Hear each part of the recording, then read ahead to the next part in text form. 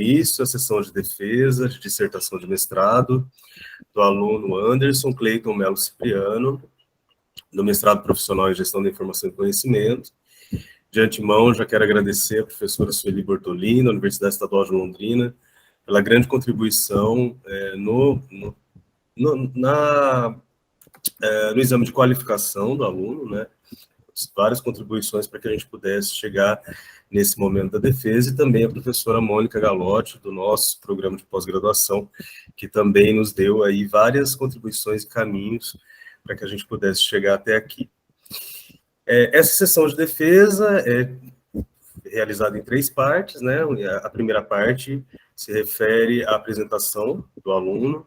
Anderson, eu peço que você faça a apresentação entre 20 a 30 minutos, para que a gente possa passar depois para a segunda parte, que é a arguição da banca, e, por fim, a avaliação. Então, fique à vontade, pode começar. Boa sorte. Obrigado, professor. Começa a colocar o tempo.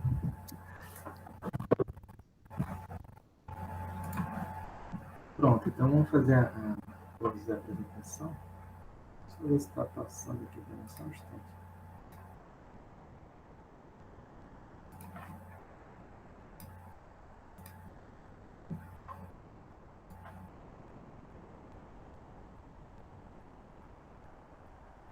Estão me escutando? Eu não estou conseguindo visualizar vocês. Sim. Pronto. Sim, perfeitamente. Boa sorte. Obrigado. O tema o título, né, da dissertação é Proposta de Diretrizes para a Sistematização de Conhecimento em Libras na Universidade Federal do Rio Grande do Norte. O aluno sou eu, né, Anderson Cleiton Melo Cipriano, e o orientador é o Fernando Vecchiato, né? Então, nessa apresentação, nós dividimos esses pontos, que seriam a introdução, referencial teórico, os procedimentos metodológicos, a apresentação dos resultados, as diretrizes para a sistematização do conhecimento em Libras e as considerações finais. Na introdução, dividimos em 4 subtópicos, né? Seria um tema de pesquisa, objetivos e justificativa. No tema, nós vamos fazer uma breve contextualização da temática, né? Então, se tratam de minorias linguísticas marginalizadas informacionalmente, seria a comunidade usuária da língua de sinais. Então, muitos têm avançado no fluxo de pesquisa da língua de sinais, né? Anderson, desculpa te interromper, mas tem alguma coisa fazendo alguma interferência. Não sei se é um vento, ou... É só um instante. Eu estou com o ventilador ligado aqui, então não sei se comigo também não está acontecendo a mesma coisa. Eu acho que é porque ele não está usando o microfone. Tenho impressão. Coloquei o microfone. Melhora para vocês? Talvez sim, Anderson. Talvez sim. A gente escuta, mas está baixinho e cortando. E agora? Está melhor o som? Agora sim. Então tá, pronto. Vou fazer assim agora. Onde eu estava, assim, eu estava falando sobre a minoria linguística. Mas está cortando ainda. Então... Você tem acesso a um microfone, por acaso, aí? Deixa eu fazer o seguinte, eu vou entrar pelo celular. O som do celular, de repente, é melhor. Pode ser. Não prejudica a sua fala, né, durante a defesa.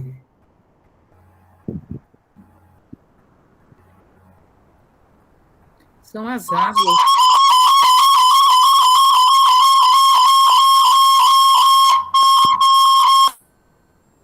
Pronto, tá melhor o som? Melhorou. Pronto. O som do microfone do celular dá melhor, né? Tá dando eco, espera só um pouquinho. Pronto, estão me escutando melhor? Agora sim, bem melhor. Pronto, perfeito. Então, eu vou continuar aqui. Sim, aí com o fluxo de pesquisa da língua de sinais, muitos materiais eles foram desenvolvidos, contudo, muitos desses materiais eles se perdem, ou de certa forma eles ficam inacessíveis, né? E também ainda a dificuldade de que muitos conceitos e palavras usados no mundo acadêmico são desconhecidos pela comunidade surda. Então, no âmbito da Universidade Federal do Rio Grande do Norte, esses materiais são traduzidos, contudo, ainda falta um local para centralizar uma plataforma, né, que centralize essas informações, né? E também os materiais que serão traduzidos, eles precisam levar em consideração também as necessidades e demandas da comunidade surda. Então, essa é a temática, né? O problema de pesquisa na questão norteadora, nós temos diz o seguinte: como possibilitar a sistematização e a preservação do conhecimento em Libras, gerado no âmbito da UFRN? Então, essa pesquisa, ela tem um foco de responder essa pergunta. Nos objetivos, para conseguir responder essa pergunta, traçamos um objetivo geral e 3 objetivos específicos. No objetivo geral, nós visamos propor diretrizes para a sistematização e a preservação do conhecimento em Libras gerado na UFRN. E nos objetivos específicos foram 3. Foram analisar os documentos que regulamentam o serviço de tradução e interpretação de livros na UFRN, mapear os diversos ambientes informacionais digitais que agrupam conhecimentos produzidos acerca da Libras na UFRN e analisar os parâmetros de processo de criação de sinais, para validação e registro de sinais termos na criação de diretrizes e elaboração de um glossário. Na justificativa, né, coloquei que sou intérprete de Libras na UFRN, então ela visa auxiliar, né, a sistematização do serviço de tradução e interpretação aqui na instituição. Então, eu sou lotado na CIA, na Secretaria de Inclusão e Acessibilidade, e trabalho aqui com a acessibilidade linguística na universidade. Também como justificativa científica, temos que a GIC e a mediação e apropriação da informação, ela vai auxiliar na gestão da produção e disseminação de informações, bem como no fluxo de informações ordenado, validação e criação de sinais termos, e também promover a acessibilidade comunicacional e o direito à informação pela comunidade usuária da língua de sinais da UFRN. Quanto ao referencial teórico, dividimos em 4 pontos, né? Então, vamos abordar em cada um desses pontos os conceitos principais de cada área. Na gestão da informação e do conhecimento, nós temos que a gestão da informação ela está intimamente ligada à documentação, isto é, ao conhecimento explícito. Então, são informações que são produzidas, armazenadas e são utilizadas em um espaço organizacional. O conhecimento implícito é o que ainda não foi materializado. E esse é o foco da gestão do conhecimento, é transformar o conhecimento implícito em informação. E nós apresentamos o modelo de GIC da esfera do conhecimento, de Donaki Takeuchi. E eles são divididos em 4 etapas, né, que seria a externalização, a combinação, a internalização e a socialização. Na externalização, nós temos que o conhecimento tácito é transformado em conhecimento explícito, através da escrita, da fala, ou até mesmo do desenho, né? Na combinação, ele é um conhecimento sistêmico, então ele transforma o conhecimento explícito em conhecimento explícito, a forma de agrupar, de combinar. Na internalização, o conhecimento operacional seria o conhecimento explícito transformado em conhecimento tácito. Isso se dá através da leitura, de escutar áudios, assistir algum vídeo, algum documentário, né? E na socialização seria o conhecimento compartilhado, seria o conhecimento tácito transformado também em conhecimento tácito, seria através da visualização, do manuseio ou da percepção de determinada coisa. Então, isso faz parte do modelo de Rick e Manaka Takeuchi, explorando o conhecimento. O outro ponto que apresentamos em referencial teórico foi a mediação e apropriação da informação. Nesse ponto, falamos sobre como que a mediação linguística ela é importante, né? Ela é tida como um começo da mediação. E através dessa mediação, nós interagimos com o mundo ao nosso redor, né? Nós compartilhamos experiências, nossas realidades. Então, construímos conhecimento. E nós trouxemos também aqui o conceito de mediação da informação segundo Almeida Júnior. Ele diz o seguinte: a mediação da informação é toda ação de interferência realizada em um processo por um profissional da informação e na ambiência de equipamentos informacionais, direta ou indireta, consciente ou inconsciente, singular ou plural, individual ou coletivo, visando a apropriação de informação que satisfaça parcialmente de maneira momentânea uma necessidade informacional, gerando conflitos e novas necessidades informacionais. Então, segundo o conceito apresentado por Almeida Júnior, a mediação da informação é uma ação, é um ato de interferência. E esse ato de interferência do profissional da informação, ele pode ser de maneira direta, quando ele, aliás, de maneira indireta, quando ele é realizado de maneira a suprir necessidades informacionais dos usuários nos ambientes informacionais. Ela se dá tão somente com o profissional da informação, então não necessita da presença física imediata dos usuários. Então, nesse momento da mediação indireta, ele seleciona, desenvolve e armazena as coleções voltadas aos interesses e demandas dos usuários desse ambiente informacional. E a mediação direta, ela necessita da presença do usuário. ainda que seja virtual, né? Porque ela se dá através do contato, da interação e da comunicação com os usuários. E a apropriação e o objetivo da mediação da informação é visar a apropriação da informação. E ela vai ser satisfeita, como mostra o conceito de Medea Júnior, parcial ou de maneira momentânea, quer dizer que não vai ser nem plenamente nem completamente, uma vez que a informação sendo apropriada, surgem novas necessidades informacionais, novas demandas, né? O conhecimento ele é transformado. O outro conceito que apresentamos no referencial teórico foi em relação ao surdo e a língua brasileira de sinais. Nessa parte, nós mostramos acessibilidade na perspectiva legal e acessibilidade digital. Na perspectiva legal, nós apresentamos o Estatuto da Pessoa com Deficiência, como podemos ver aí na Lei 13.146 de 2015. E no artigo 3º, ele fala alguns pontos, né, ou alguns conceitos de algumas palavras importantes, como acessibilidade, barreiras e comunicação. Ele define a acessibilidade como possibilidade e condição para a utilização com segurança e autonomia, e descreve alguns serviços, dentre eles a informação e a comunicação. Entre as barreiras, ele diz que é qualquer entrave, obstáculo, atitude ou comportamento que limite ou impeça a participação social. E dentre as barreiras, na linha D do inciso 4º do artigo 3º, nós podemos ver que está a barreira nas comunicações e na informação. E quanto ao conceito de comunicação, segundo esse artigo 3º, está a língua brasileira de sinais. Então, a língua de sinais, a Libras, né, ela está envolvida como um conceito de comunicação. Então, é importante se atender a esse ponto. Apresentamos também o conceito de desenho universal, né? Nesse conceito, os produtos e ambientes feitos com desenho universal não parecem ser feitos especialmente para pessoas com deficiência. Eles podem ser utilizados por qualquer pessoa com ou sem deficiência. Quer dizer que na concepção do projeto, ele já é idealizado para o uso de todas as pessoas. Quanto à acessibilidade digital, vimos que é o acesso livre de barreiras para que os indivíduos possam circular e selecionar as informações que lhe pareçam importantes. Né? No caso do surdo, para que ele possa ter acesso digitalmente, sem barreiras, né? Livre acesso de maneira autônoma. Apresentamos também o conceito de surdo e a bilíngue brasileira de sinais, né? Falamos sobre o que é ser surdo, apresentamos também o que o decreto 562/2005 fala sobre o surdo, né? Ele diz que considera a pessoa surda aquela que pode ter perda auditiva, compreende e interage o mundo por meio de experiências visuais, isto é, usa a língua de sinais, né? O termo deficiente auditivo é rejeitado pela comunidade surda, porque ele define pela ausência ou incapacidade de escutar, e não leva em consideração a cultura linguística, né, e identidades surdas. Quanto a identidades surdas, podemos dizer que identidade cultural é o conjunto das características que definem os grupos e os fazem diferentes dos demais. No caso dos surdos, eles interagem com o mundo de maneira diferente, as experiências deles são visuais, diferente do mundo do ouvido, escutar, que são experiências auditivas. Então, isso diferencia a identidade de surdo e do ouvinte. Quanto à cultura surda, é o jeito de ser, de fazer, de compreender, de explicar, de ver, perceber e interagir com o mundo. Então, essa é a maneira como o surdo encara a sua realidade, tem contato com a realidade ao seu redor, né?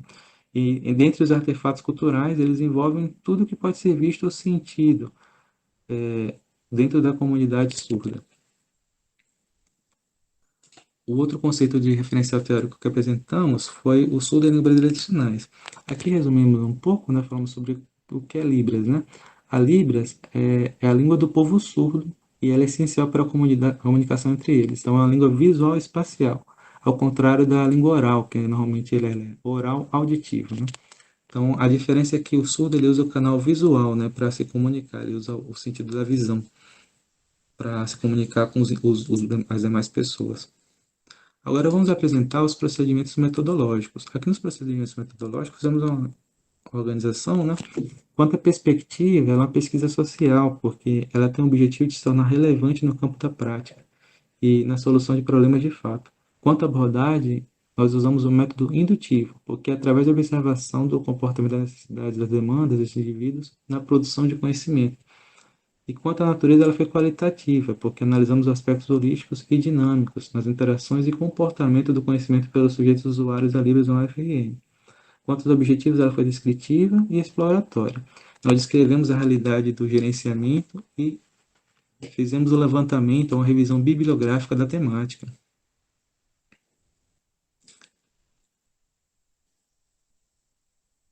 Quanto aos métodos, utilizamos o método monográfico, o método funcionalista, o método estruturalista e o método histórico. O método monográfico, porque nos permite que determinado caso, estudado em profundidade, possa ser representativo para casos semelhantes. No caso, estudamos a sistematização do conhecimento da Libras na UFRN, né? Funcionalista, porque estuda a sociedade do ponto de vista de funções do coletivo, né? Então, a função dessa sistematização, como que poderia auxiliar, né, o serviço de tradução e interpretação. Estruturalista, porque ele analisa do concreto para o abstrato e vice-versa. Então, analisamos com efeito a criação de sinais termos partindo do abstrato para o concreto, analisando o modelo de produção e conhecimento da Libras aqui na universidade. E quanto ao histórico, analisamos como se deu a criação da língua de sinais, desde a criação, como chegou no Brasil, e também analisamos os documentos referentes à regulamentação do serviço de tradução e interpretação da Libras na UFRN de maneira cronológica, né? A primeira portaria até a última portaria que está em vigor no momento. Quanto às técnicas, usamos as técnicas de acordo com os objetivos específicos que apresentamos lá atrás. Por exemplo, no primeiro objetivo específico, no primeiro, segundo e terceiro objetivo específico, usamos a pesquisa documental. Agora vamos apresentar os resultados, né? Os resultados quanto aos objetivos específicos. Dividimos esses 3 pontos, né? Análise dos documentos que regulamentam o serviço de tradução e interpretação de livros da UFRN, mapeamento realizado dos diversos ambientes informacionais que contemplam conhecimentos produzidos acerca da Libras na UFRN e análise dos parâmetros no processo de criação de sinais para validação e registro de sinais termos, na criação de diretrizes de elaboração de um glossário. Vamos apresentar agora o resultado do primeiro objetivo específico, seria a análise dos documentos que regulamentam o serviço. Então, encontramos 4 documentos, serão essas 3 portarias e a instrução normativa. Vamos abordar cada uma delas. A primeira portaria seria 969, de 2017. Então, ele foi o primeiro documento a entrar em vigor, que regulamentava essa atividade, e ele trouxe nesse documento um artigo falando sobre coordenação. Então, foi a primeira vez que foi feita a menção ao termo coordenação, né? E a coordenação ela tinha como objetivo centralizar e gerenciar as atividades e promover a acessibilidade informacional e uma política linguística também. Atualmente, essa portaria não está mais em vigor, ela foi substituída por outra portaria que vamos abordar no slide seguinte. A segunda portaria que estamos mostrando aqui, de 2017, 1157, ela criou o Comitê de Serviço de Tradução. Inicialmente, esse comitê foi criado na CAEN, hoje ele está vinculado à CIA, né, Secretaria de Inclusão e Acessibilidade. Ali nesse documento, ele define os membros que participaram na criação, né? Atualmente, as pessoas que participam desse comitê já são outras, né? Já são outros membros que estão participando. E também definiu os objetivos do comitê, que são organizar a logística, promover a mediação linguística junto à comunidade acadêmica e obedecer às normas referentes à prestação de serviço de tradução e interpretação de língua brasileira de sinais. Isso quer dizer o seguinte, nós traçamos as diretrizes da sistematização do conhecimento de acordo com esses objetivos do comitê, que são esses 3. Posteriormente, vamos abordar as diretrizes com base nesses objetivos. A terceira portaria foi a 1619, 2017. Vê que foram 3 portarias, uma atrás da outra, né? Tudo no mesmo ano, questão de meses de edição. Essa terceira portaria, ela substituiu e revogou a primeira portaria de maio. Então, ela alterou poucos pontos da portaria anterior, ela trocou o termo coordenação por comitê, também trouxe a definição de língua brasileira de sinais, tradução, interpretação, tradutor, intérprete e usuário, né? Por exemplo, na tradução, ela descreve como meio de transferência de um registro comunicativo de uma língua-fonte para uma língua-alvo, que se dá posteriormente a um registro. O tradutor-intérprete de Libras ele está vinculado ao par linguístico português e Libras, e vice-versa. Né? E o usuário do serviço eles compreenderiam os discentes, docentes, servidores técnicos e comunidade externa nas atividades de ensino, pesquisa e extensão da UFRN. Nessa portaria, ela trouxe 2 anexos, né? Uma que dispõe sobre a política de atendimento, a solicitação de serviço de tradução e interpretação, e um outro com uma orientação para conferencistas. O 4º documento que analisamos foi a Instrução Normativa, né? Número 1, 2021. Essa Instrução Normativa, ela complementa essa portaria que falamos há pouco, a 1619. Nessa Instrução Normativa, ela contém competência de levantamento de terminologia de sinais que vão ser traduzidos ou interpretados. Também fala sobre manter atualizando o banco de dados de língua de sinais E ela trouxe poucas alterações, por exemplo, ela modificou o horário destinado ao estudo, a quantidade de horas destinadas, critérios para os membros que possam participar do comitê e também prioridades no atendimento. Ela trouxe uma alteração nesse ponto. E também instituiu a necessidade de ter uma comissão de validação dos materiais que são traduzidos. O segundo objetivo específico que nós vamos apresentar seria o mapeamento dos diversos ambientes informacionais que contemplam o conhecimento produzido na UFRN. E encontramos 4 ambientes, né? São os canais de YouTube, os sites da UFRN, os drives do Google e outros. Vamos apresentar alguns deles. Aqui nós mostramos que, devido às peculiaridades da língua de sinais, é importante que os materiais eles sejam digitais, ou sejam feitos em vídeos, né? Para que possam demonstrar os diversos aspectos da língua, né? Para as configurações de mão, expressões faciais e corporais, fica bem mais claro e mais fácil para o público surdo, a comunidade surda, poder compreender. Os canais que encontramos no YouTube foram o canal da UFRN, o canal do Letras Libras, o canal da Coordenação do TIOS, o canal da CIA, o canal da CEDIS, da Facisa e dos demais vídeos. Esse aqui é o portal da UFRN, né, o canal da portal da UFRN. Encontramos 11 playlists, né, em quais temos a amostra de profissões, temos o SISU, temos a mensagem de reitoria, temos a UFRN não pode parar, estou no campus. Você pode ver que o terceiro quadradinho ali é a playlist Tô no Campus, né? E nós podemos ver que tem 29 vídeos, sendo que 9 desses vídeos são acessíveis. Nós podemos verificar isso com base no quadradinho, né? Da miniatura dos vídeos na thumbnail, dá para perceber que ele tem uma interpretação em língua de sinais. O outro ambiente que vimos é o portal da UFRN e o site da CIA. Aqui nós temos 2 exemplos, né, do portal da UFRN. Esse aí tem um artigo, o Mundo na Palma das Mãos. Esse artigo ele foi traduzido e inserido no site como vídeo. Então, tem um texto abaixo, em cima está o vídeo, e essa mídia está disponível para assistir no próprio site, você pode ver no próprio site, ou pode ser direcionado para o YouTube, no canal de Cícero Oliveira.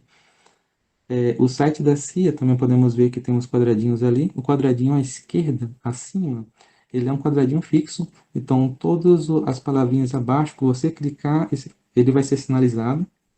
O quadradinho abaixo, à direita, ele sinaliza os textos, o corpo do texto. Se no texto ou no site tiver um desenhozinho de mão, se você clicar nesse desenho, ele altera esse quadradinho de baixo e sinaliza ou traduz aquele texto em língua de sinais, né? Que já foi previamente traduzido, né? Para você poder visualizar em língua de sinais de maneira acessível.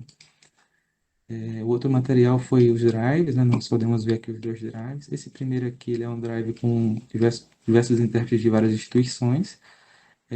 O segundo quadradinho é um drive da instituição, né, de sinais termos, que foram gravados e colocados disponibilizados para os intérpretes aqui da instituição.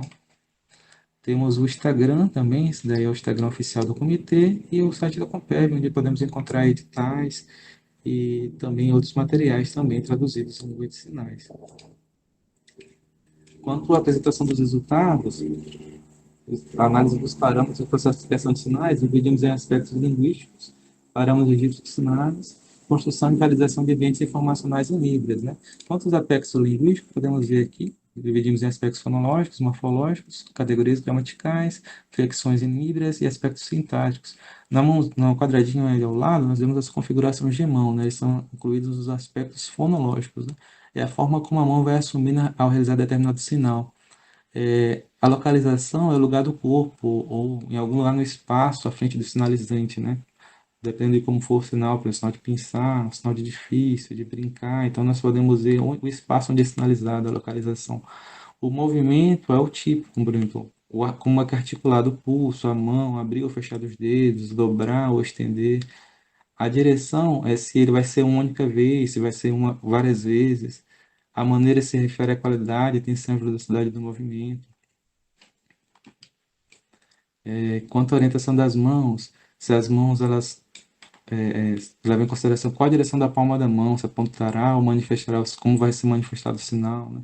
Os traços manuais referem-se a expressões faciais, movimento do corpo, direção do olhar. Quanto aos aspectos morfológicos, né, eles são direcionados ao processo que leva à construção de morfemas, né? Aí, por exemplo, aí temos exemplos em português de ilegal, irreal. Então, nós vemos que quando colocamos uma letrinha na frente dessa palavra, a palavra muda o sentido. Da mesma maneira com a língua de sinais, né? Por exemplo, o sinal de cadeira, ele é assim. E o sinal de sentar é apenas uma vez. Então, a quantidade de movimentos altera também o aspecto morfológico, né? Altera o significado da palavra. Vimos as categorias gramaticais, que eram substantivos, verbos, pronomes, entre outras categorias, as flexões verbais, de tempo, numeral, também aspectos sintáticos, né? E referente às frases, como elas são organizadas, falamos sobre sujeito, sobre objeto, sobre o verbo, e a ordem como é feita a frase em Libras, né? Seria sujeito, verbo, objeto, mas também pode ser alterada dependendo do contexto, dependendo do que vai ser sinalizado. Quanto aos parâmetros do registro da língua de sinais, falamos sobre alguns dicionários, né? Falamos sobre o dicionário do Capovilla, o próprio manuário do INES, que é feito em vídeo. Falamos que para haver um registro de sinais precisa ser levado o estudo lexical, né, em conta, né? Que seria a lexologia, que ela se preocupa com o lexo das línguas de forma geral. A terminologia, que ela se concentra nos itens lexicais, especializada em determinada área do conhecimento, e a lexicografia, que se concentra na construção de instrumentos de registro desse termo, por exemplo, poderia ser um glossário, um dicionário, e tem que se levar em consideração também a teoria comunicativa da terminologia, que ela enfatiza a necessidade de escrever termos, em vez de normatizar, né, e mostrar o contexto, o uso e a variação da linguística de determinado termo. E falamos também sobre escrita de sinais, né, que ainda não tem uma padronização do uso da língua de sinais, da escrita de sinais. Então, ainda está em processo de padronização, porque existe um sistema, mas não existe um grafema específico. Uma pessoa pode escrever a mesma palavra de diferentes maneiras. Por exemplo, no quadradinho, nós vemos o sinal de chocolate. O sinal de chocolate é assim. Mas pelo desenhozinho, não é tão fácil de compreender essa dificuldade também ao tentar ler ou escrever a língua de sinais, né, de maneira gráfica. O outro ponto falamos sobre foi a construção e validação de ambientes informacionais em Libras. Então falamos sobre características gerais do repertório que ele precisaria ter, né, como seriam organizados os rebetes, as estruturas seria vertical, horizontal, os anexos, a estrutura interna que precisaria ter, por exemplo, como seria organizada a categoria gramatical, definição, se usaria ou não imagens, então estaria na estrutura interna. E ele precisaria ser visual, precisa ser usado vídeos para que possam ter acesso às informações em língua de sinais de maneira mais acessível. E para a criação de um glossário, falamos que precisamos registrar os sinais que já existem e precisamos criar novos sinais. E para a criação desses novos sinais, precisaremos estimular a criação de novos sinais e eles precisam ser validados pela comunidade surda. Então, esses foram os parâmetros apresentados no objetivo específico 3, né? Agora vamos falar sobre as diretrizes para a sistematização do conhecimento em Libras. Definimos essas 3 diretrizes. A primeira diretriz é atender às solicitações de acordo com as necessidades comunicacionais e informacionais da comunidade surda. Aqui no primeiro quadradinho, nós vemos esse tipo de serviços prestados pelo comitê, né? Dentro do tipo de serviço, nós temos, por exemplo, reuniões, ou materiais a serem traduzidos, cursos, eventos, e cada tipo de serviço ele tem um prazo de agendamento diferente. Nós também falamos sobre esse fluxo, nós podemos ver à direita, na imagem direita, seria o fluxo de solicitação de serviço, né? Como se dá a solicitação de serviço e como o comitê responde a essa solicitação. E falamos sobre fatores que precisam ser considerados no atendimento às solicitações, que seriam quem, quando, como, onde, e acrescentamos o que. O que seria porque o comitê ele pode atuar como mediador. Então, durante o processo de deliberação, o comitê ele pode mediar implicitamente a informação. Se de fato essa é uma necessidade informacional da comunidade surda do FRN, por exemplo, o evento possui surdos inscritos, a comunidade surda da UFRN tem interesse nessa área. Assim, essas são algumas duas perguntas apenas que o comitê ele pode verificar, né?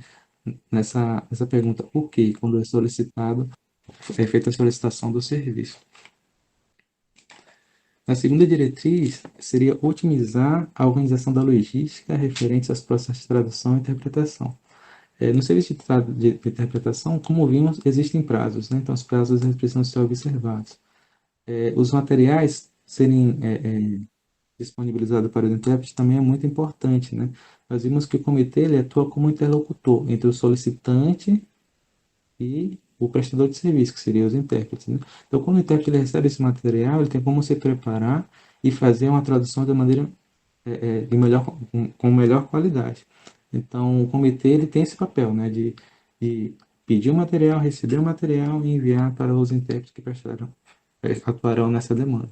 Nos eventos também, o comitê tem o papel de auxiliar o solicitante de eventos, por exemplo, ele pode falar para o palestrante como que se dá uma palestra com interpretação em línguas de sinais, há um anexo que pode ser disponibilizado para esse palestrante, que o comitê precisaria disponibilizar para o palestrante. Também para o solicitante do serviço, né? Vamos ter um evento, coisas simples, como, por exemplo, apagar a luz. Você apaga a luz para mostrar os slides, mas no momento que você apaga a luz, você prejudica a visualização do surdo, porque a língua de sinais ela é visual, ela precisa ser vista pelo surdo. Se você apaga a luz, fica mais difícil do surdo compreender as informações que são passadas. Então, são coisas simples, né, que precisam ser passadas para as pessoas que estão realizando o evento, e o comitê ele tem essa responsabilidade, né? E também falamos sobre publicização. Então, esses regulamentos que falamos há pouco, eles estão sendo disponibilizados para que a comunidade possa ter acesso e saber como atuar ou solicitar os serviços. Quanto ao serviço de tradução, falamos sobre alguns parâmetros, né, para validação, para que tenham critérios específicos de validação, que seriam os aspectos linguísticos que apresentamos anteriormente, que são 5, né, e os aspectos técnicos também precisam ser levados em consideração. Por exemplo, o fundo da tradução é um fundo neutro, a iluminação, o enquadramento, são aspectos técnicos na gravação que precisam ser levados em consideração na validação de um material traduzido. Aqui você pode ver no quadradinho ao lado um esquema, né? Como se dá o serviço de tradução. Você recebe a tradução, é designado uma equipe, é confeccionado uma glosa, tem um agendamento do estúdio. Só que se você olhar, o material no final ele é enviado para o solicitante. Só que o comitê não fica com a cópia desse material. Então pode ser que o solicitante publique ou não. Então pode ser que nós não tenhamos uma cópia desse material. Então é importante que o comitê mantenha um banco de traduções. Então todos os materiais traduzidos eles precisam ser armazenados no comitê, para que o próprio comitê, os próprios intérpretes possam auxiliar no serviço de tradução, interpretação, e também possa ser disponibilizado para os demais membros da comunidade ter acesso a esse material que foi traduzido pelo comitê. A terceira diretriz seria implementar ações de preservação e disseminação do conhecimento em Libras, né? Então, falamos sobre fazer a gestão do conhecimento, a gestão da informação de sinais de termos na Libras. No quadradinho, na imagenzinha à esquerda, à esquerda, nós vemos o modelo de Nonaka Takeuchi sobre a espiral do conhecimento aplicado à língua de sinais, né? Nós vemos a socialização, seria o conhecimento tácito e intácito, seria através da interação em Libras, através de conversas, observação e práticas. A externalização seria o conhecimento tácito e explícito, que seria feito através do registro desses sinais, né? A gravação, ou até mesmo o signwriting, como vimos na figura anterior do sinal de chocolate. Na combinação seria agrupar, fazer um grupamento desses sinais, então seria um glossário, um manuário. E a internalização permitiria que esse conhecimento explícito seja transformado em tácito, então através do registro que já foi feito em línguas de sinais, o usuário ele pode ler ou ver essas informações em Libras, assim ele internaliza esse conhecimento. E daí você volta todo o ciclo de novo, é uma espiral, né? O outro ponto que abordamos foi a mediação e apropriação da informação, que apresentamos aí à direita, no quadrado acima à direita. Nós podemos ver que há o processo de mediação e o processo de apropriação da informação aplicado à espiral do conhecimento de Nonaka Takeuchi. Nesse ponto, o comitê ele atua como mediador da informação. Ele estimula as pesquisas em determinada área e a construção de um projeto. Então, ele socializa a informação para que o público surdo possa internalizar essa informação. Isso se dá o processo de mediação. É uma ação de interferência que visa a apropriação dessa informação. E o processo de apropriação da informação ele tem um fluxo contrário, né? O usuário ele ressignificou a informação recebida e transformou o conhecimento. Daí ele pode socializar essa informação com os demais. Então ele tem o fluxo contrário do processo de mediação. E o comitê ele pode atuar nesse processo de mediação informacional, direcionando os esforços para a criação de materiais traduzidos que contemplam necessidades informacionais de conhecimento em Libras. Ainda sobre essa terceira diretriz, também falando sobre os ambientes informacionais, que É possível ter ambientes informacionais acessíveis, como temos exemplos desse site da CIA, que tem alguns pontos que são acessíveis, então o ideal é que se fosse um site totalmente com todas as informações acessíveis. Isso pode ser feito. Pode também, falamos um trabalho sobre usar o YouTube, mas com todas as ferramentas disponíveis no YouTube para que possam facilitar e auxiliar a acessibilidade dessa informação pela comunidade surda. Aí a direita acima, nós vemos o registro de língua de sinais, sobre o levantamento de sinais. Como é que é feito o levantamento? Poderia ser feito o levantamento de sinais existentes e sinais inexistentes, né? Esse processo de registro de sinais, para posteriormente ser inserido em ambiente informacional. Esses sinais existentes, eles são levantados, são registrados com determinada equipe e são validados. Nessa validação, eles levam em consideração aspectos linguísticos e teóricos.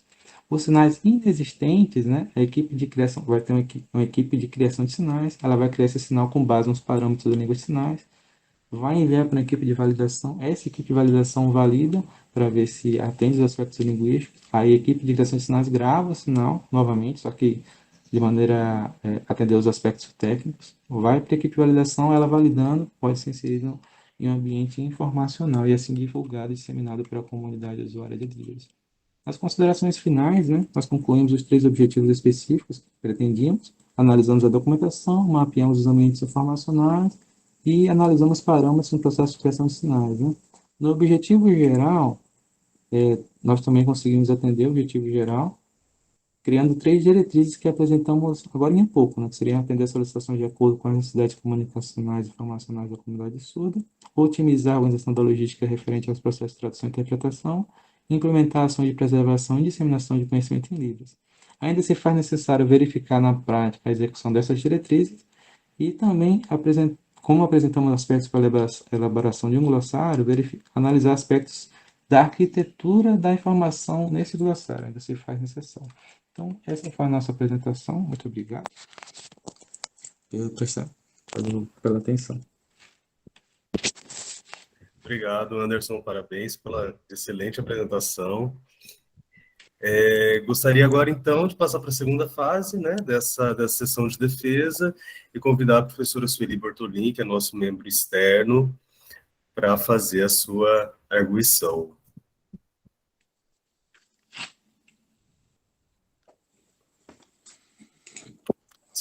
Desculpa, bati a mão aqui, já estava. Quando ele parou de falar, eu já abri a imagem, agora eu bati a mão. Bati a mão, não, bati o papel. Bom, gente, novamente, muito obrigada pelo convite. Eu havia falado da outra vez que eu trabalhei com essas temáticas, né? Lá não sei quando, e que tinha parado, né, de estudar e até me arrependo. E, assim, é uma contribuição, Anderson e Fernando, social muito importante. Né? A gente viu na qualificação, já que a perspectiva de que seria muito importante, mas agora concretizando, né, fazendo esse fecho, a relevância ficou potencializada. Então, parabéns por isso, pela escolha do tema. Toda a tua experiência agora fiquei querendo ter memória para poder guardar tudo aquilo que você incluiu para a gente, essas dicas todas, né, que a gente não entende dos sinais, então fica tudo uma curiosidade, mas a memória vai ficar, ter que copiar, colar mesmo quando precisar, olhar no teu trabalho, tá? Bom, eu tenho pouca coisa para falar, né? Pouquíssimas coisas, porque já tinha falado que o seu texto é muito bem escrito, né? Algumas coisas que fogem mesmo, um S a mais, um N a menos, aí vai que a gente não enxerga mais, nem você, nem orientador. Então, apesar de eu estar quase na véspera de fazer uma cirurgia no olho, eu enxerguei algumas coisas e marquei para você, e agora eu acho que você já tem acesso, né, ao texto, porque é diferente, eu fiquei com dificuldade de trabalhar pelo Drive, então acho que não tem como eu mandar agora, não sei se você tem que me ensinar, Fernando, mas enfim, está lá disponível, aí você, qualquer coisa me fala que eu fiz algumas marcas, tá? Uma delas acho que é Ciências Aplicadas, está na capa ali, tem um S faltando um S, mas não vou falar todas as coisas que faltaram, não, está lá marca, sinalizado. Eu penso só que você precisa trazer um pouquinho mais de resultado para o resumo. Quem é da área de biblioteconomia, né, a gente está mais meio que treinado, né, Fernando? Lembrar que o sumário, que o resumo é muito importante para seduzir ou não a pessoa a ler o seu trabalho. Então, isso pode, às vezes, vai até ficar meio, não sei, depende da instituição, fica fora, não fica junto com a dissertação, e as pessoas se sentem seduzidas ou não em cima do resumo. Então, para mim, faltou um pouquinho, o finalzinho ali, acrescentar um pouco de resultados, tá?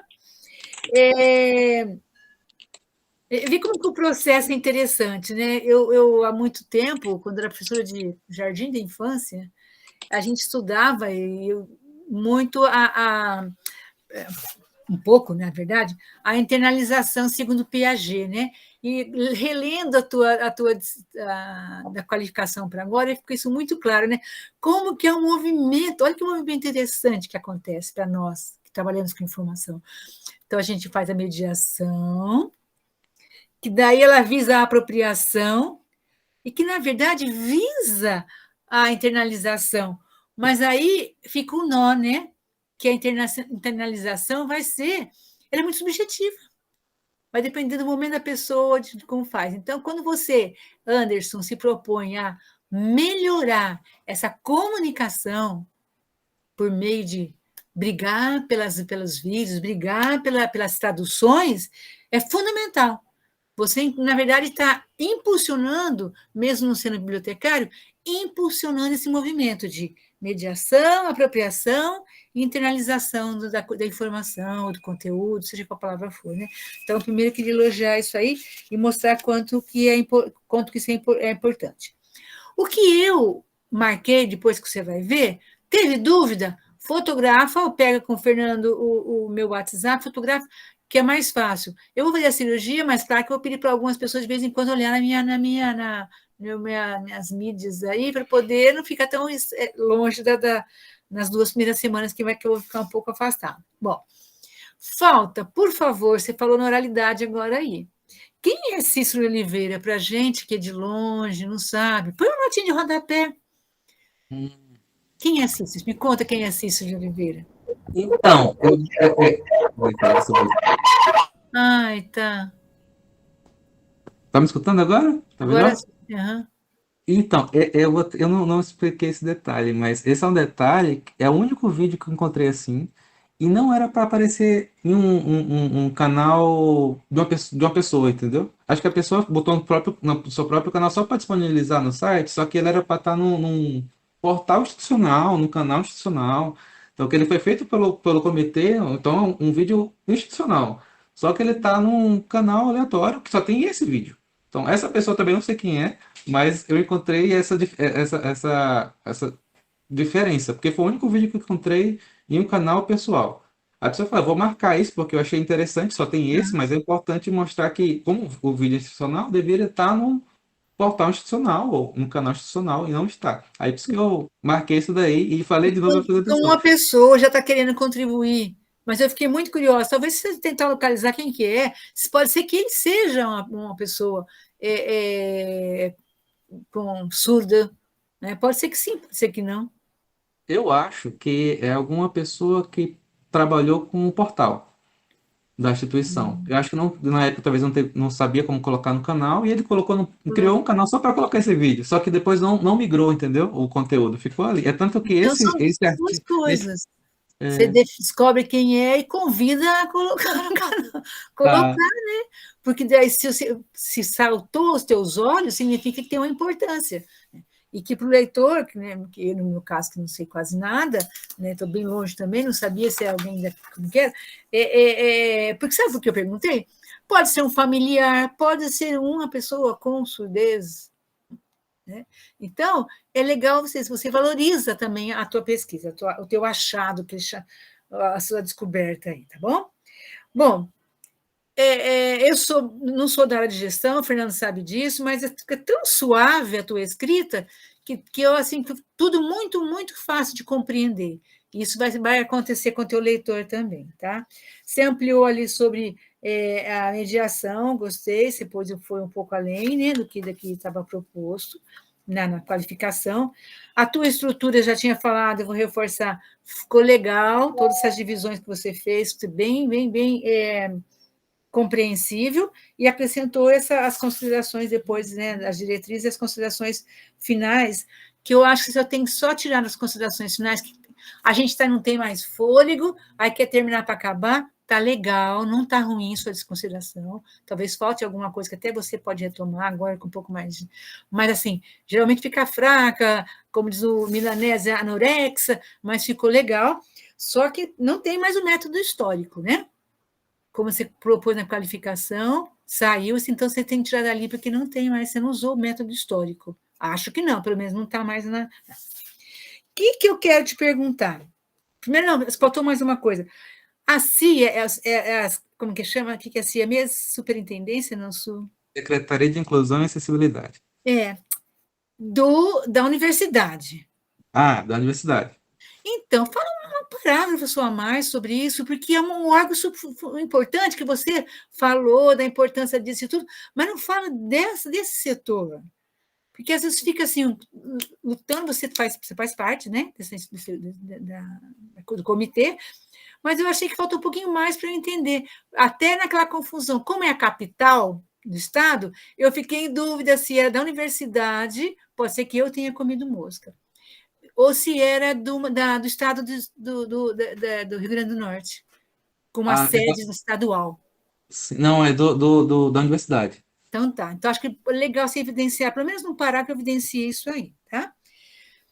E eu tenho só uma pergunta para fazer. Terminou. Qual que é a tua sensação social? E como que ia terminar, né? Até com todas as dificuldades pessoais, etc. Como que ia terminar com um produto tão socialmente aproveitável? Acho que tem que... Aí já vou falando que vocês têm que divulgar isso o quanto antes, sabe? Eu falei já para a professora aqui, tentar fazer uma palestra com você e com o Fernando, para uma disciplina de tópicos da universidade aqui de Londrina, porque é um assunto, né, que pouco se fala, então, lógico que a gente vai ter a obrigatoriedade, segundo a CAPES, etc., de divulgar. Mas, assim, qual é a tua sensação dessa dissertação finalizada, a sua sensação social? Pessoal, a gente imagina. Se quiser falar também, pode falar. Não, é muito boa, muito boa. É o processo cumprido, né? Já faz bastante tempo que eu estava organizando, pretendia fazer, e deu certo fazer. E realmente é uma coisa que auxilia muito na acessibilidade geral aqui da universidade, né? Como eu trabalho com surdos, é uma coisa que faz falta e é uma coisa que precisa. E tanto para o meu trabalho, né, para eu exercer minhas funções, quanto para o público em si, de maneira geral, eles poderem ter acesso às informações. Porque quando a gente que é ouvinte, a gente abre um site, pesquisa, bota um negócio para tocar, escuta e vai fazer outro. É muito mais simples. Só que para o surdo é tudo mais difícil, né? Porque ele não entende muito bem português, às vezes, na maioria das vezes. Então ele não consegue ter acesso à informação como a gente tem. Então, esse trabalho ele visa atender essa lacuna, essa dificuldade que já vejo há muito tempo que os surdos obtêm no acesso à informação, até de notícias. Às vezes tem que perguntar para alguém para conseguir entender uma notícia, porque ele não tem acesso à informação de maneira como deveria ter. Como mostrei no trabalho, ele era para ter acesso à informação, mas ele não tem. Então, na grande maioria das vezes, eles têm dificuldade. Então, é muito bom poder auxiliar, de certa forma, a comunidade surda a promover a acessibilidade aqui na instituição e nos demais ambientes que têm acesso a essa pesquisa. Até demonstrar a complexidade que é, né? Quando eu descobri que a escrita não era a mesma, nossa, eu fiquei boba, burra, né? De não descobrir isso antes. Mas eu fiquei, assim, de boca aberta. Não imaginava como que era escrita. Foi num trabalho de um pessoal de Curitiba, a forma de formar as frases e as palavras. Então, até de perceber e ter sensibilidade, eu acho que é mais do que empatia, para mim é uma atitude de alteridade, de se colocar no outro, na diferença, né, que a alteridade é isso, para que o profissional comece a ter mais ação em relação a isso. Então, eu queria te ouvir, mas eu tenho certeza que a contribuição social é muito grande e que vocês precisam botar o bloco na rua, acabou o carnaval. O Fernando vai melhorar, você põe o bloco na rua no sentido de falar, divulgar, sabe, para onde puder ocupar esse espaço com essa temática e essas discussões, tá? Estou à disposição, então, se vocês precisarem alguma dúvida da minha escrita quando vocês abrirem lá, me conta depois se só o fato de eu ter fechado, não, acho que eu tenho que fechar alguma coisa, ou se vocês têm acesso, Fernando, porque como eu fui produzindo, dá a impressão que vocês têm acesso lá, fui escrevendo ali algumas coisas, aí vocês me informam, mas até amanhã, porque amanhã, logo no 11 horas, acho que é a minha cirurgia, aí eu vou ficar demorando um pouquinho, tá bom? Muito obrigada mais uma vez, gente. Obrigado, Sueli, desejo sucesso na sua cirurgia. Então, só falando um pouco sobre o histórico aí do trabalho do Anderson, né? Ele entrou com uma proposta de criação de um repositório que reunisse todo esse conhecimento, né, que está disperso na instituição, nos ambientes digitais aí, né, referentes à instituição. E é muito interessante porque muitos alunos entram com essa ideia de propor uma solução por meio de um ambiente, seja um repositório, um site, um sistema de informação, e a gente vê que muitas vezes o problema antecede isso, né? Então, eu acho que na qualificação o trabalho dele estava muito focado em gestão, então a gente pensava com aquela cabeça da gestão, né? De resolver um problema pontual, sendo que a gente precisava ver os documentos institucionais, e tudo isso veio com as contribuições tanto sua, né, tanto da Sueli quanto da Mônica, e eu acho que isso ajudou também a dar para esse trabalho uma cara mais social, sim, dentro da gestão, mas também trazendo essa contribuição social muito forte, também por meio das temáticas de mediação e apropriação. Eu fiquei muito feliz com o Anderson, que ele conseguiu se apropriar desses conceitos, que para ele é da área do direito, né, Anderson, se eu não estou enganado, é da área do direito, trabalha como intérprete. Então, quer dizer, ele está um pouco fora desse contexto, está dentro da gestão, mas tem coisas que são muito relacionadas à área de biblioteconomia e ciência da informação, né? Principalmente os aspectos de mediação, essa questão mais social, e ele conseguiu trazer, principalmente com as contribuições de vocês. Eu agradeço muito, tanto as contribuições da qualificação, quanto agora da defesa. Se Anderson quiser perguntar alguma coisa para a Sueli, do que ela... Eu já anotei tudo aqui que ela falou, tá? Agora sim, em relação a esse arquivo dele, porque o Anderson, ele trabalha com esses arquivos estranhos que eu também não conheço. Ele cria lá... Né? É o tal do Drive. É o tal do Drive, do OneDrive, né? Que eu não trabalho com OneDrive, né? Mas, enfim, eu acho que você já tem acesso às alterações da Sueli, não tem, Anderson? Depois vocês Eu me acho que eu falam. tenho. Eu ouvi umas alterações, eu não sabia de quem que era, porque lá não disse para mim quem alterou. Mas eu vi lá, tinha alteração. Eu recebi um e-mail, veja as últimas modificações do seu Drive. Aí tinha lá umas marcações, só não sabia quem tinha feito. Verde aqui eu dei uma ajeitada, e amarela que é para você pensar, e vermelho é recadinho, é isso. Então tá. Eu gostei da ideia, viu, de trabalhar com as cores do sinal. Ok, muito obrigado, Sueli. Agora eu gostaria de convidar a professora Mônica para fazer a sua arguição. Ok, obrigada, Fernando. Bom dia novamente a todo mundo. Queria dizer que é um prazer estar aqui hoje, nesse dia tão importante para Anderson. É um prazer dividir a banca com a professora Sueli, que é uma pessoa maravilhosa.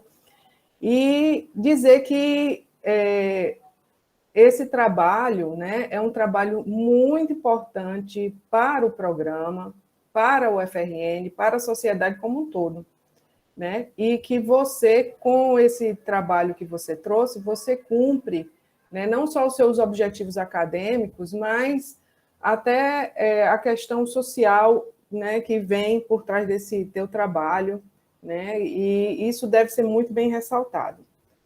Eu também não tenho muita coisa a dizer, né? Porque eu percebi que Anderson foi diligente aí nas recomendações que a banca fez na qualificação. O trabalho dele já estava excelente, só precisava realmente dar uma direção, talvez, nesse caso foi até tolhido, mas Anderson trouxe mais coisas além do que ele se propôs, então foi muito importante. Então, eu fiquei bem satisfeita com o trabalho. Eu vou falar pouquíssimo, porque também fiz sugestões no documento, só que, ao contrário da Sueli, eu baixei o documento, fiz as recomendações e vou enviar para você e para o Fernando com a lista também de um parecer aí sumariado. Você é top, eu não sabia como fazer isso. Eu aprendi depois de quebrar a cabeça, que esse OneDrive, coisa não é de Deus, não, né? Eu não gosto dele, não. Pois é, então vamos lá.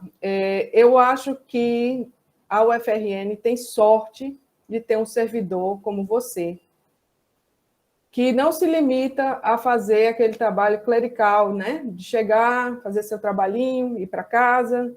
Você realmente é um servidor assim comprometido com a instituição, que é também uma instituição comprometida, né? Você veste a camisa e vai além, né? Quando você se preocupa e arregaça as mangas, né?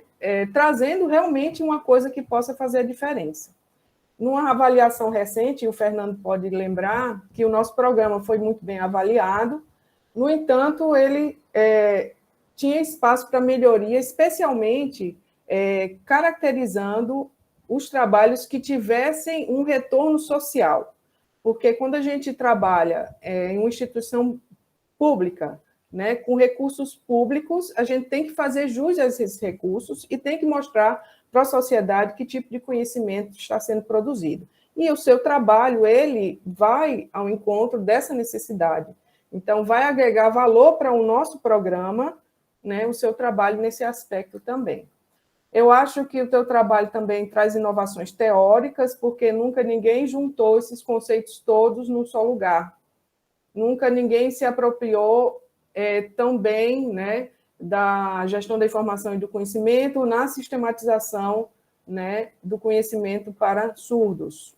Né? É um tema subpesquisado e inédito. Né? Inclusive, eu acho que você foi humilde em justificar o seu trabalho. Eu acho que você tem que jogar mais confete no seu trabalho, destacar realmente, olha, eu trouxe esse produto é uma inovação, esse produto contribui socialmente, eu acho que isso tem que estar com letras garrafais aí dentro do teu trabalho, tá certo?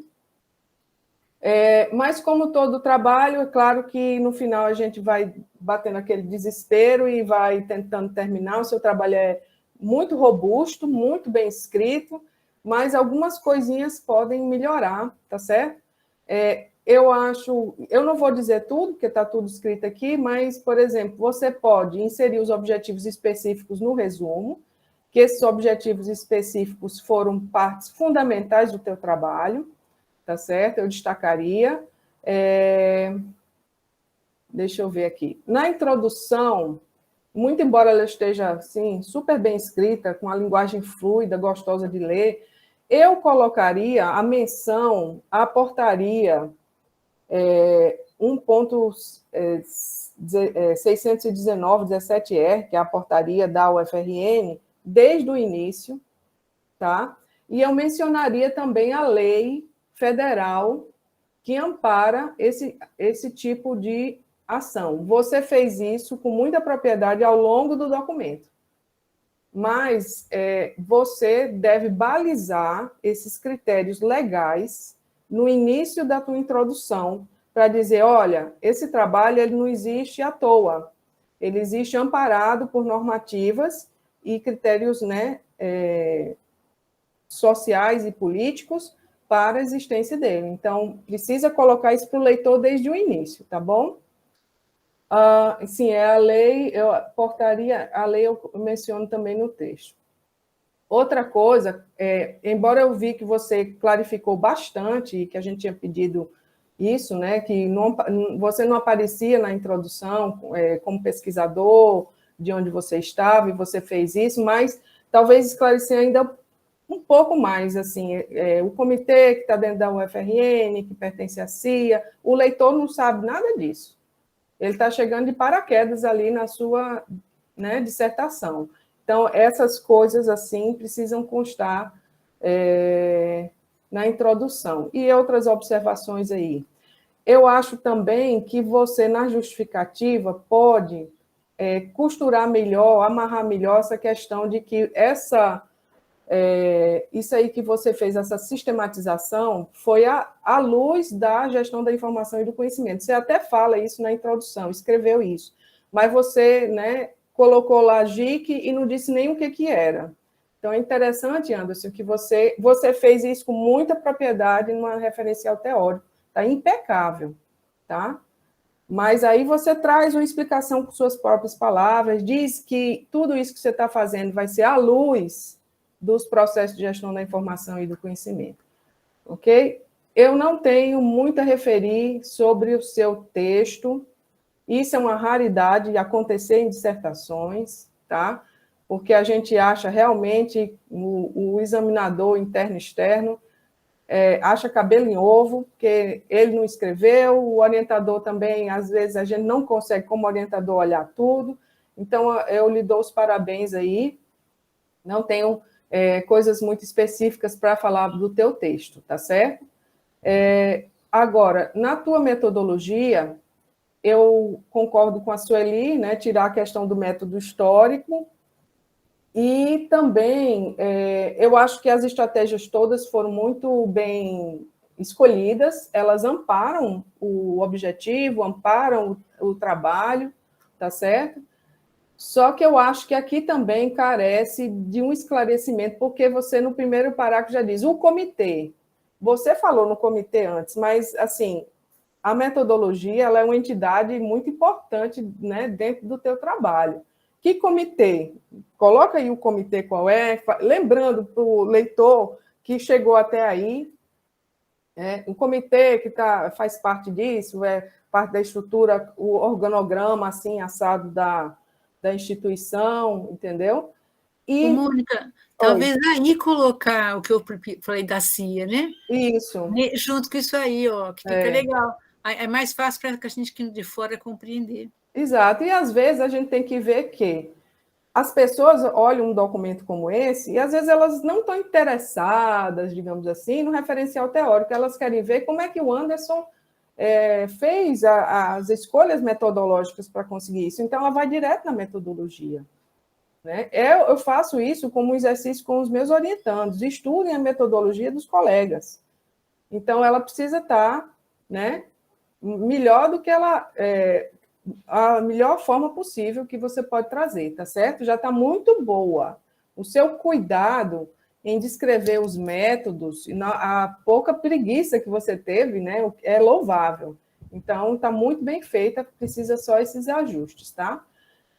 Talvez um esclarecimento sobre o seu universo, como você compôs essa amostra, né, algumas coisas que foram referidas. Também a excelente apresentação e discussão dos resultados contribuem demais para esse campo. Assim, quem falar mal da tua dissertação vai ter até um problema comigo, sabe? Porque realmente está muito bom, muito bem feito. Na penúltima sessão, nas diretrizes, também excelente. A forma como você idealizou isso para contribuir foi maravilhoso, como você entrelaçou isso com a gestão do conhecimento, gestão da informação, foi, assim, geniosa, né?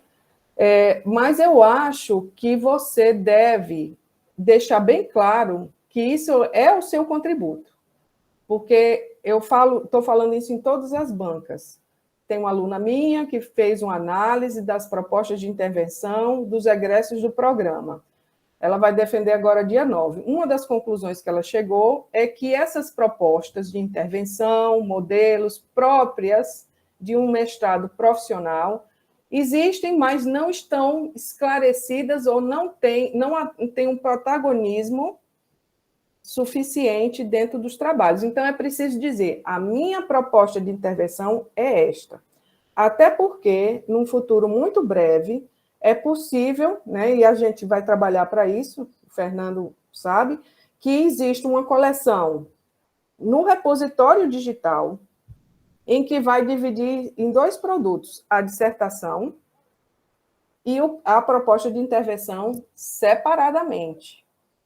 Então, futuramente, você vai ser, talvez, convocado para fazer uma introdução separada, apresentando a tua proposta de intervenção.